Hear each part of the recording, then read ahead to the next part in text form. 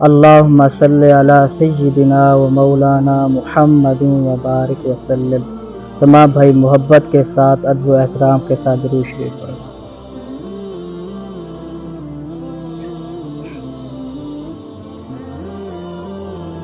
اللہ رب العزت کی ذات بہت عظمت والی ذات ہے۔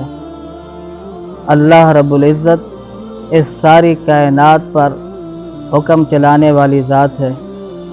کوئی شے اللہ رب العزت کے حکم سے باہر نہیں۔ دن ہوتا ہے اللہ کے حکم سے، رات ہوتی ہے اللہ رب العزت کے حکم سے، ہوا چلتی ہے اللہ کے حکم سے، بارش برستی ہے اللہ رب العزت کے حکم سے۔ ساری کائنات اللہ کی محتاج ہے، اللہ کی ذات کسی کا محتاج نہیں ہے۔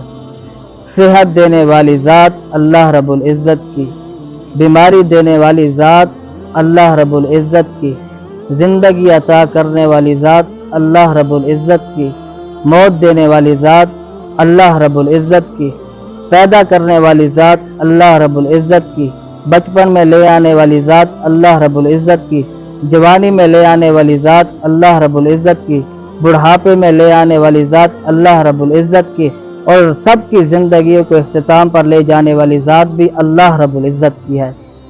ہر شے پر اللہ رب العزت کا قبضہ ہے، کنٹرول ہے، کوئی چیز اللہ رب العزت کے حکم سے باہر نہیں۔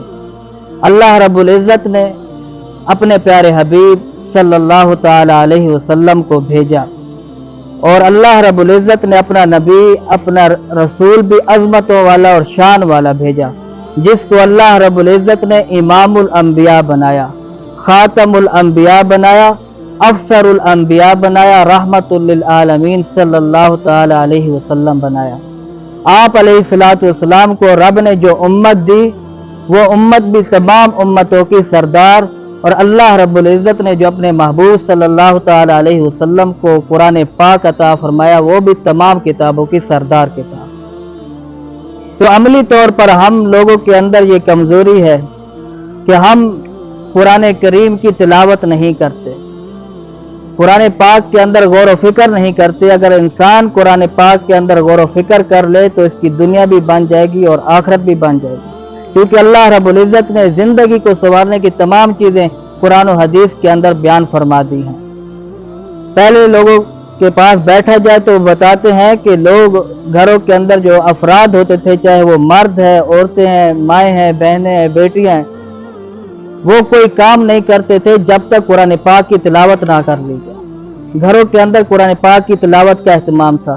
شیر خوار جو بچے تھے، ماں کی گود کے اندر بچے موجود تھے، جب وہ بیدار ہوتے تو وہ اپنے ماؤں کو، بہنوں کو جو ہے وہ تلاوت کے اندر مشغول ہوتے دیکھتے تھے۔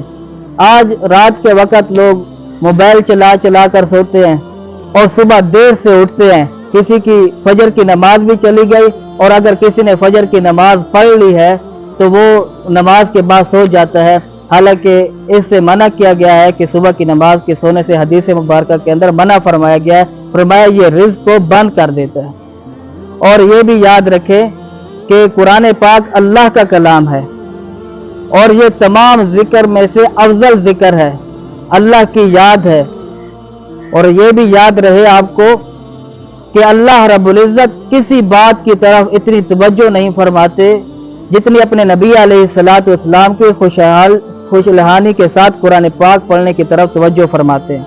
محدثین فرماتے ہیں کہ یہ صرف نبی علیہ الصلوۃ والسلام کے ساتھ خاص نہیں ہے، بلکہ جو بھی قرآن پاک کو خوشلہانی کے ساتھ تلاوت کرے گا، اللہ رب العزت اس کی طرف اپنی بھرپور توجہ فرما دیتے ہیں۔ آپ چاہتے ہیں نا کہ اللہ رب العزت سے ہمارا تعلق مضبوط ہو تو ہم قرآن پاک کی تلاوت کریں، اور حکیم الامت مولانا اشرف علی تھانوی صاحب رحمۃ اللہ علیہ کے خلیفہ مجاز حضرت مولانا ابرار الحق رحمۃ اللہ علیہ، وہ فرماتے ہیں کہ جو بندہ یہ چاہتا ہے کہ وہ تلاوت کرتے ہوئے مزہ آئے، تلاوت کرتے ہوئے مجھے سرور ملے، میرا دل خوش ہو جائے، میرا تلاوت کے اندر دل لگ جائے، تو اسے چاہیے کہ وہ تلاوت کرتے ہوئے اپنے تصور کے اندر صرف اتنا سوچ لے جیسے میرا رب مجھے کہہ رہا ہو کہ تو قرآن پڑھ کے مجھے سنا۔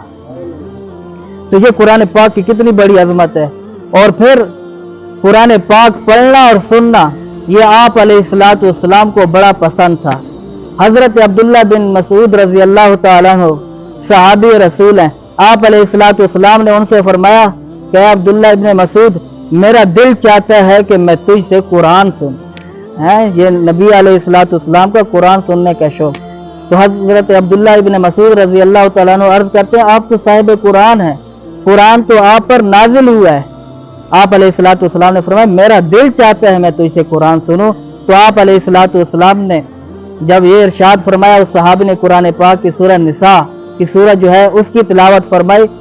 और जब वो तिलावत करते करते फकैफा इज़ा जिअना मिन कुल्ली उम्मतिन बिशहीद, इस आयत पर पहुंचे तो आप अलैहिस्सलाम ने फरमाया, रुक जाओ रुक जाओ रुक जाओ। तो जैसे आप अलैहिस्सलाम ने ये सुना तो फरमाया, रुक जाओ। इस आयत के अंदर अल्लाह रब्बुल इज़्ज़त ने ये इरशाद फरमाया कि जब क़यामत के दिन अल्लाह रब्बुल इज़्ज़त उम्मतों के गवाहों को ले आएगा और ए महबूब सल्लल्लाहु तआला अलैहि वसल्लम आप भी गवाह बनेंगे, उस वक्त क्या मंजर होगा। अलैहिस्सलाम के तसव्वुर के अंदर ये क़यामत का मंजर आया। तो आप अलैहिस्सलाम के बारे में हजरत अब्दुल्ला इब्न मसूद रजी अल्लाह तआला अन्हु फरमाते हैं, मैंने अपना सर उठाकर देखा तो आप अलैहिस्सलाम की मुबारक आंखें आंसुओं से तर हो चुकी। तो आप अलैहिस्सलाम सहाबी को बुलाकर क्या फरमाते हैं कि मैं तुझसे कुरान सुनना ये महबूब अलैहिस्सलाम की मुबारक सुन्नत है। और फिर आप अलैहिस्सलाम ने एक दिन हजरत उबई बिन काब रजी अल्लाह तआला अन्हु उनसे इरशाद फरमाया कि आओ और मुझसे कुरान सुनो। सुभान अल्लाह, कितने खुश नसीब थे जिनसे आप अलैहिस्सलाम ने कुरान सुना और जिनको आप अलैहिस्सलाम ने कुरान सुनाया। तो आप अलैहिस्सलाम से वार्ज करने लगे कि आप पर कुरान तो नाजिल हुआ, मैं आपसे सुनूं। तो आप अलैहिस्सलाम ने फरमाया, मुझे अल्लाह ने हुक्म दिया कि उबई बिन काब से को तिलावत सुनाओ, कुरान पाक सुनाओ। जब ये बात इरशाद फरमाई तो हज़रत उबई बिन काब रजी अल्लाह तआला अन्हु खुशी से रोने लगे। क्या अल्लाह रब्बुल इज़्ज़त ने मेरा नाम लेकर इरशाद फरमाया कि उबई बिन काब से तिलावत उसको सुनाओ। तो आप अलैहिस्सलाम ने फरमाया, जी हाँ। तो वो खुशी से रोने लगे। आप अलैहिस्सलाम ने तिलावत फरमाई। तो कुरान सुनना भी और सुनाना भी ये महबूब अलैहिस्सलाम की सुन्नत है। अपने घरों के अंदर ये माहौल बनाया जाए, जब सुबह का वक़्त हो कुरान पाक की हमारी माएँ बहनें बेटियाँ तिलावत करें। और ये जो बच्चे कुरान पाक पढ़ चुके, चाहे वो नाजरा पढ़ चुके हैं या हिफ्ज़ कर चुके हैं, उनसे भी ये गुजारिश है कि मरते दम तक इस कुरान पाक के साथ ताल्लुक जोड़ कर रखना है। कोई दिन जिंदगी के अंदर तुम्हारा ऐसा ना गुजरे जिस दिन तुमने तिलावत ना की हो। और याद रखें, लोग हमारी इज्जत जो करते हैं ना, वो हमारी जात की वजह से नहीं करते। अल्लाह की कसम, उनके दिल के अंदर कुरान की मोहब्बत है कि हम कुरान पढ़ाते हैं, अल्लाह के दीन की तालीम देते हैं। इस वजह से लोग हमारी इज्जत और एहतराम करते हैं। और वजह क्या है कि कुरान पाक, अगर तुम और हम सब कुरान पाक के साथ ताल्लुक जोड़ेंगे, अल्लाह रब्बुल इज़्ज़त हमें दुनिया की भी इज्जतें देगा और आखिरत की भी इज्जतें देगा। अल्लाह रब्बुल इज़्ज़त से दुआ है कि अल्लाह रब्बुल इज़्ज़त हम सबको अमल की तौफीक अता फरमाए।